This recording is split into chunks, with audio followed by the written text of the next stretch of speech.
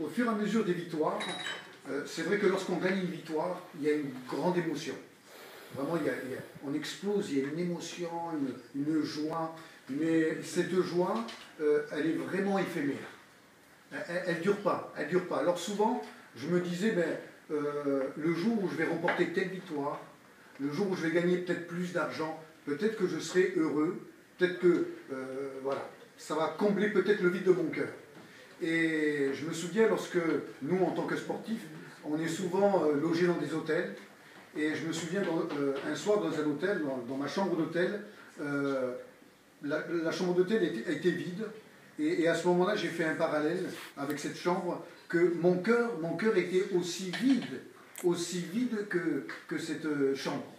Et il n'y avait absolument rien qui pouvait combler le vide, mon vide. Ni les victoires, ni les succès, ni la gloire ne pouvaient combler le vide de mon cœur.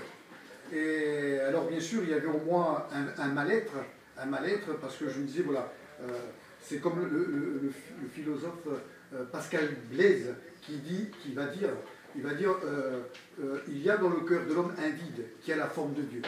Et c'est vrai que l'être humain essaie de combler ce vide par les plaisirs, par la gloire, par l'argent. Et on voit que le vide est toujours là. Et dans cette période de gloire et de succès, un de mes oncles était devenu chrétien. Il s'était converti au christianisme. Il avait donné sa vie à Jésus. Sa vie avait été complètement transformée. Et il est venu me parler de Jésus. Il m'a parlé de l'Évangile. Il ne m'a pas parlé d'une religion, d'une nouvelle religion, pas du tout. Il m'a parlé que Jésus pouvait combler le vide de mon cœur. Voilà. Il me disait, voilà, malgré tes succès, malgré tes victoires, la Bible nous enseigne que nous avons une âme.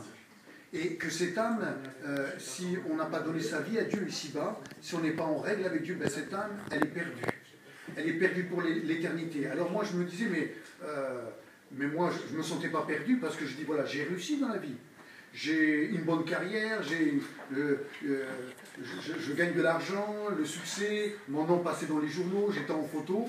Voilà, je vivais une certaine réussite dans cette société. Et pendant des années, mon oncle venait me parler de Jésus. Que Jésus m'aimait, que Jésus pouvait changer ma vie, que Jésus pouvait sauver mon âme. Alors il a été patient avec moi. Pendant 6 ans, il est venu me parler de Jésus. Il m'invitait à la réunion et à chaque fois, je le rejetais. À la fin, il m'avait vraiment gonflé la tête. Ça devenait insupportable. Voilà, parce que moi, ça ne m'intéressait pas de venir écouter l'Évangile. Et dans cette période, mon meilleur ami, qui était champion d'athlétisme, qui était présélectionné pour les Jeux Olympiques, se convertit à Jésus. Il fait une rencontre avec Jésus, sa vie a été transformée. Et maintenant, ils étaient deux à m'inviter à venir aux réunions à écouter l'Évangile. Et là, j'ai compris qu'à ce moment-là, que Dieu me cherchait, que j'étais perdu. Vous savez, c'est comme un papa, une maman qui va perdre son enfant, il va se mettre en recherche pour retrouver son bien-aimé. Et bien, pour moi, c'était la même chose. Voilà, Dieu était en train de me dire, voilà, tu es perdu, malgré ta réussite, ton âme est perdue. Il est vrai qu'un jour, notre corps retournera à la poussière, mais nous avons une âme éternelle. Et cette âme, Dieu veut la sauver, ici-bas sur cette terre. Alors, le 19 janvier 1989, j'ai accepté de venir à la Réunion. Vous imaginez un peu la joie de mon oncle, après 6 ans d'habitation. Alors, je ne suis pas venu ce soir-là, c'était dans la région de Thionville, dans l'est de la France. Je ne suis pas venu à cette réunion pour participer, pas du tout, ni pour me convertir au christianisme. Je suis venu, aujourd'hui je ne peux même pas vous dire pourquoi j'ai accepté l'habitation. Mais dans tout ça, Dieu avait un plan. Alors, je suis venu à cette réunion, je me suis placé à la dernière place, pour que personne ne me voie. Et j'étais là, discret, et là je me suis mis assis, et il y avait là des chrétiens. Je me suis retrouvé pour la première fois dans une église, des chrétiens qui avaient rencontré Dieu, qui avaient fait une expérience avec Dieu, une expérience réelle. Et là, ces hommes et ces femmes priaient Dieu, ils remerciaient Dieu de ce que Dieu les avait sauvés, de ce que Dieu avait changé leur vie. Et j'avais le sentiment que Dieu était à côté d'eux. C'était vraiment authentique, ils étaient vrais, sincères. Et là, dans mon esprit, il y a une parole qui est venue, mais prie, pourquoi tu ne pries pas Dieu toi aussi? Alors moi, je n'avais pas eu d'éducation chrétienne, et je me suis dit, pourquoi pas? Alors, j'ai pensé à ce moment-là, beaucoup d'amis, plusieurs amis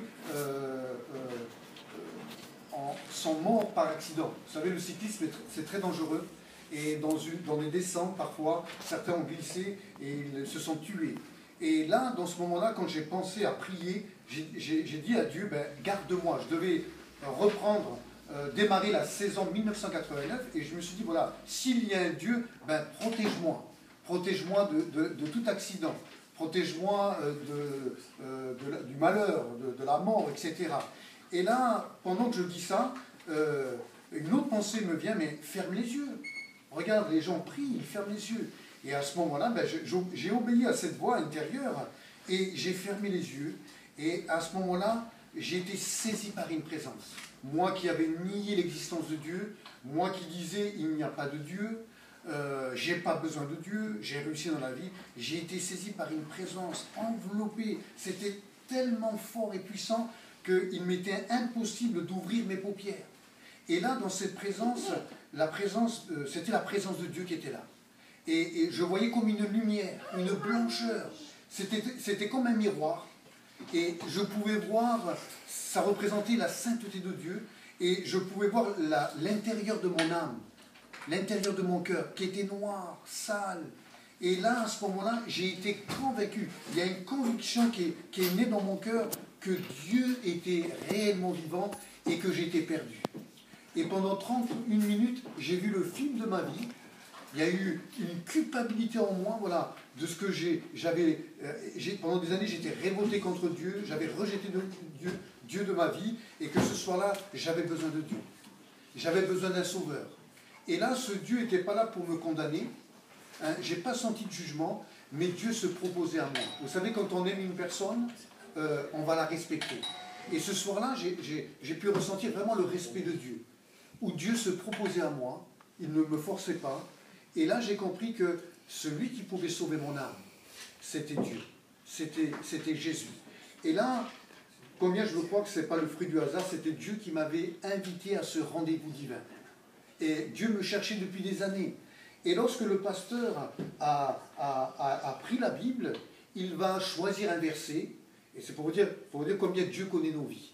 Et le pasteur, le prédicateur qui ne connaissait pas ma vie, ni mon passé, ni ma carrière, il va choisir ce verset. Que servirait-il à un homme de gagner le monde entier s'il perdait son âme? Et ça, c'était ma vie. Je pouvais m'identifier à ce verset. Et ce petit verset a bouleversé ma vie. J'ai été convaincu que Dieu était réellement vivant. Et je me suis mis à pleurer. Je ne pouvais plus retenir mes larmes. Et là, j'ai demandé pardon à Jésus. J'ai dit, voilà, je suis perdu, j'ai besoin d'un sauveur, j'ai besoin que tu me sauves. Et là, il y a un poids en moi qui a été arraché, la culpabilité. Et je me suis senti léger. J'ai été convaincu que mes péchés étaient effacés, que Jésus avait oublié toutes mes fautes. Et là, à ce moment-là, une présence, la paix de Dieu est venue inonder mon cœur. Et cette paix que j'ai ressentie ce soir-là, le 19 janvier 89, aucune victoire, aucun succès, ni l'argent, tout ce que j'avais remporté avait pu combler le vide de mon cœur. Seule la présence de Dieu. Il y avait une joie, une paix. Et à ce moment-là, ma vie a été complètement bouleversée. Et à partir de ce soir-là, une nouvelle passion est née dans mon cœur.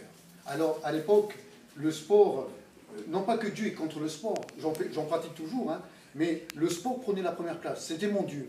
Et ce que Dieu nous demande, c'est une histoire de priorité. Et à ce moment-là, ce jour-là, j'ai donné priorité à Dieu dans ma vie, hein, de fonder ma vie sur la parole de Dieu, qui est la Bible, de mettre en pratique dans ma vie, voilà, moi je n'avais aucune valeur spirituelle, depuis que j'avais donné ma vie à Dieu, j'ai retrouvé des vraies valeurs, des valeurs spirituelles, qui m'ont permis d'avoir un équilibre dans la vie.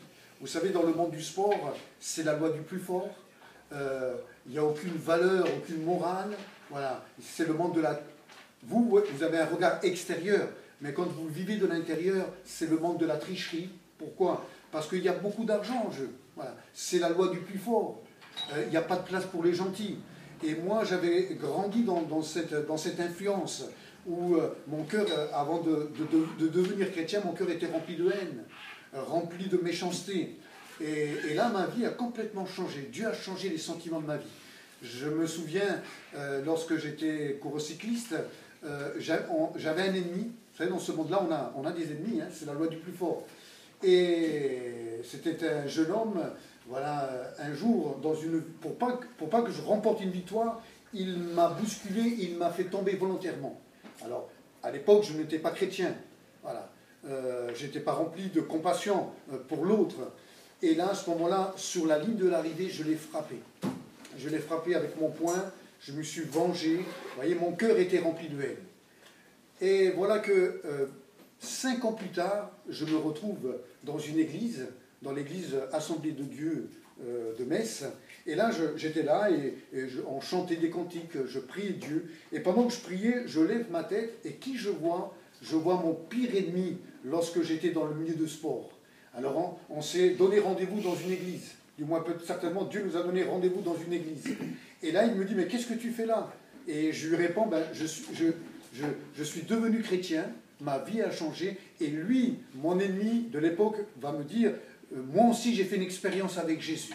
Ma vie a été transformée. Et là, on s'est pris dans les bras.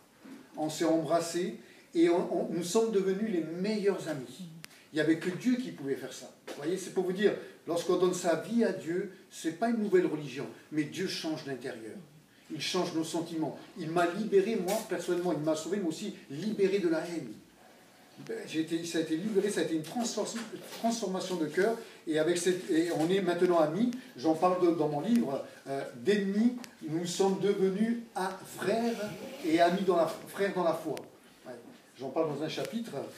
Et ensuite, dans les mois qui ont suivi, il y a eu dans mon cœur vraiment une conviction que Dieu m'appelait à le servir, c'est-à-dire à devenir un futur pasteur.